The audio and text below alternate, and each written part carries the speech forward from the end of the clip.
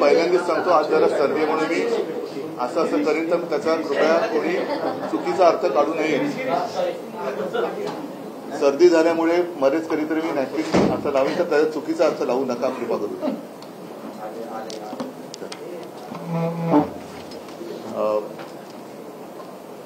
गेले काही दिवस महाराष्ट्रामध्ये एक उद्विग्न अवस्था आहे, अस्वस्थता आहे आणि डोळ्यासमोर जी काही बेबंदीशाही चाललेली आहे त्यामुळे महाराष्ट्र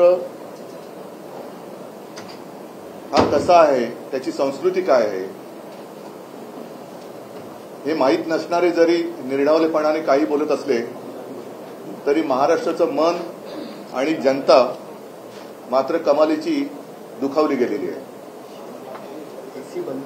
गेले काही दिवसांपासून गुंडांचा जो हैदोस या महाराष्ट्रामध्ये सुरू आहे, असा हैदोस असं नाही की यापूर्वी झाला नव्हता, पण ते गँगवॉर हे दोन गँगमधलं वॉर होतं. आता मात्र सरकारमध्ये गँगवॉर आलेलं आहे. ज्या पद्धतीने गेले 1.5 वर्ष सरकारच्या आश्रयाने ही गुंडगिरी सुरू आहे, या गुंडांचे वेळोवेळी या मंत्र्यांच्या सोबतचे फोटो हे आपल्याच माध्यमातून प्रसिद्ध झालेले आहेत आणि या गुंडांना मिळणारं एक संरक्षण हा मोठा चिंतेचा विषय. काल परवाकडे आमचा एक चांगला कार्यकर्ता अभिषेक, त्याच्यावरती निर्गुण हल्ला झाला, त्याची हत्या झाली. ही हत्या झाल्यानंतर ज्याने ती हत्या केली असं सांगितलं जातं तोही एक गुंड होता.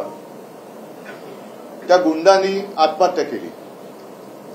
हे प्रकरण जेवढं वरकरणी वाटतं तेवढं सोपं दिसत नाहीये.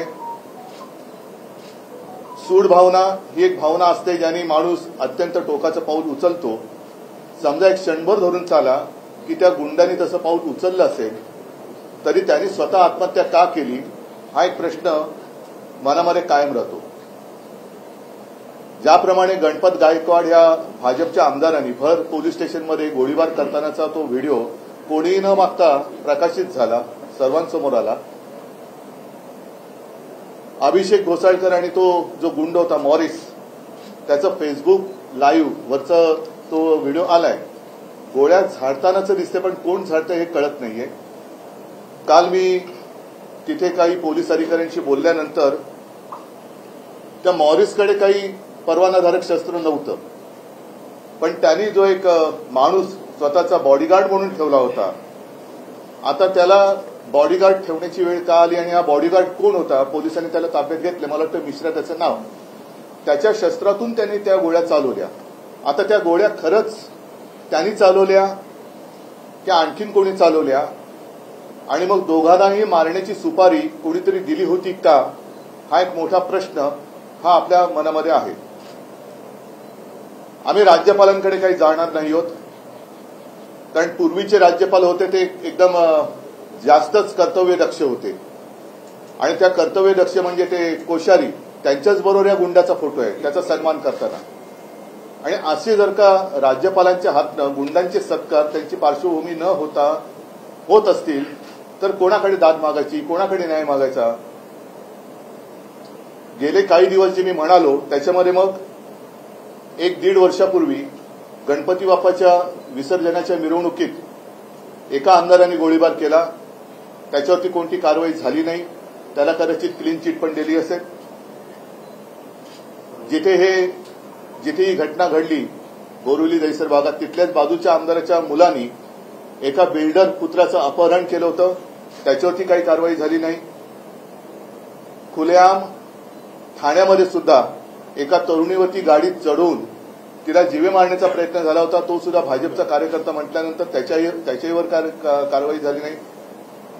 कालच पुण्यामध्ये निखिल वागळे, विश्वंभर चौधरी, असीम सरोदे, म्हणजे ज्या असीम सरोदेनी अत्यंत उत्तमरित्या ह्यांचं जे काही बेबंदीशाही चाललेली आहे, सर्वोच्च न्यायालयाचे सगळे जे काही नियम आहेत, त्यांनी जी काही आखून दिलेली चौकट आहे होती ती धाब्यावरती बसवून या लवादाने जो काही निर्णय दिला त्याचं वस्त्रहरण असीम सरोदिनी अत्यंत उत्तम पद्धतीने केलं. या तिघांवरती काल जीवघेणा हल्ला केला. अचानक हल्ला तो झालेला नव्हता. भाजपच्या गुंडांनी त्यांना धमकी दिली होती. पोलिसांनी ह्यांना अडवून ठेवलं होतं. जाताना त्यांच्या गाडीवरती हल्ला झाला. तुम्ही सगळ्यांनी त्याचं चित्रीकरण केलं असेल नसेल, दाखवलं असेल नसेल,